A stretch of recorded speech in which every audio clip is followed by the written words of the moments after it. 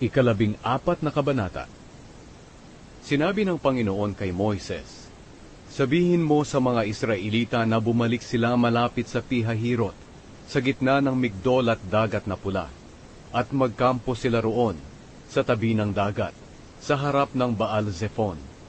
Iisipin ng Paraon na nagkaligaw-ligaw kayo, at hindi na makalabas ng disyerto, at patitigasin ko ang kanyang puso, at hahabulin niya kayo. Pero papatayin ko siya at ang kanyang mga sundalo. Sa pamamagitan nito'y mapaparangalan ako, at malalaman ng mga Ehipsyo na ako ang Panginoon. Kaya ginawa ito ng mga Israelita. Nang mabalitaan ng hari ng Ehipto na tumakas ang mga Israelita, nagbago ang isip niya at ang lahat ng opisyal tungkol sa pag-alis ng mga Israelita. Sinabi nila, ano ba ang ginawa natin? Bakit natin pinaalis ang mga Israelita? Ngayon wala na tayong mga alipin. Kaya inihanda ng Faraon ang karwahin niya at ang kanyang mga sundalo. Dinala niya ang 600 na pinakamahuhusay na karwahe ng Ehipto at ang iba pang mga karwahe.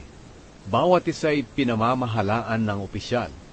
Pinatigas ng Panginoon ang puso ng Faraon na hari ng Ehipto. Kaya hinabol niya ang mga Israelita na naglalakbay na buo ang loob. Ang mga Ehipsyo na sumama sa paghabol ay ang mga sundalo ng hari, kasama ang mga mangangabayo niya, sakay ng kanilang mga kabayo at karwahe. Naabutan nila ang mga Israelita sa pinagkakampuhan nila sa tabi ng dagat na pula, malapit sa Pihahirot, sa harap ng Baal-Zephon. Nang papalapit na ang Paraon at ang kanyang mga sundalo, nakita sila ng mga Israelita. Kaya lubha silang natakot at humingi ng tulong sa Panginoon. Sinabi nila kay Moises, bakit dito mo pa kami dinala sa disyerto para mamatay? Wala bang libingan doon sa Ehipto? Bakit mo pa kami pinalabas sa Ehipto?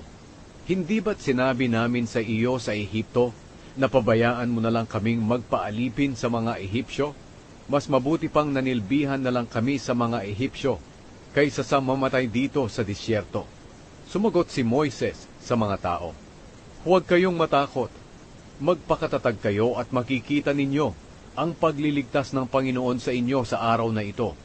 Ang mga Ehipsyong nakikita ninyo ngayon ay hindi na ninyo makikita pang muli. Ang Panginoon ang makikipaglaban para sa inyo. Hindi nyo na kailangang makipaglaban pa. Pagkatapos sinabi ng Panginoon kay Moises, bakit patuloy ka pa ring humihingi ng tulong sa akin? Sabihin mo sa mga Israelita na magpatuloy sila sa paglalakbay. Pagkatapos itaas mo ang iyong baston sa dagat, para mahati ang tubig at makatawid ang mga Israelita sa tuyong lupa. Patitigasin ko ang puso ng mga Ehipsyo, para habulin nila kayo. Pero lilipulin ko ang Faraon at ang kanyang mga sundalo, mga ngabayo at mga karwahe. Sa pamamagitan nito, mapaparangalan ako. At kapag nalipol ko na sila, malalaman ng mga Ehipsyo na ako ang Panginoon. Pagkatapos lumipat sa hulihan ang anghel ng Diyos na nangunguna sa mamamayan ng Israel, ganoon din ang makapal na ulap. Tumigil ito sa gitna ng mga Israelita at mga Ehipsyo. Sa buong gabi nagbigay ng liwanag ang ulap sa mga Israelita at nagbigay ng kadiliman sa mga Ehipsyo. Kaya lumipas ang gabi na hindi nakalapit ang mga Ehipsyo sa mga Israelita.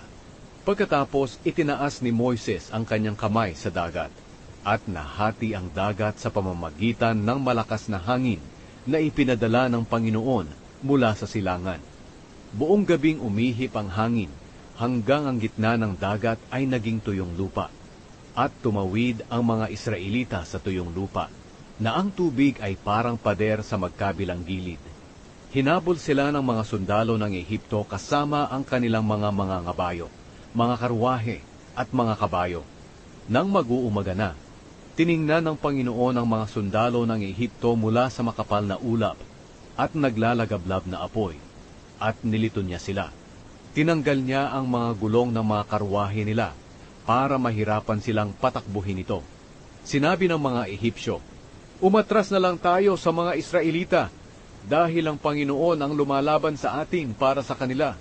Nang nakatawid na ang mga Israelita, sinabi ng Panginoon kay Moises, Itaas mo ang iyong kamay sa dagat, para bumalik ang tubig at matabunan ang mga Ehipsyo, at ang karwahe nila at ang mga mangangabayo. Kaya itinaas ni Moises ang kanyang kamay sa dagat. At nang sumisikat na ang araw, bumalik ang tubig sa dati nitong lugar. Tinangkang tumakas ng mga Ehipsyo, pero ipinaanod sila ng Panginoon sa dagat. Tinabunan ng tubig ang lahat ng sundalo ng Paraon na humabol sa mga Israelita, pati na ang kanilang mga mangangabayo at karwahe. Wala ni isa mang nakaligtas sa kanila, pero ang mga Israelita ay dumaan sa tuyong lupa sa gitna ng dagat, na parang pader ang tubig sa magkabilang gilid. Sa araw na iyon, iniligtas ng Panginoon ang mga Israelita sa kamay ng mga Ehipsyo, at nakita ng mga Israelita ang mga bangkay ng mga Ehipsyo na nakahandusay sa dalampasigan. Nakita ng mga Israelita ang dakilang kapangyarihan ng Panginoon na ginamit niya laban sa mga Ehipsyo.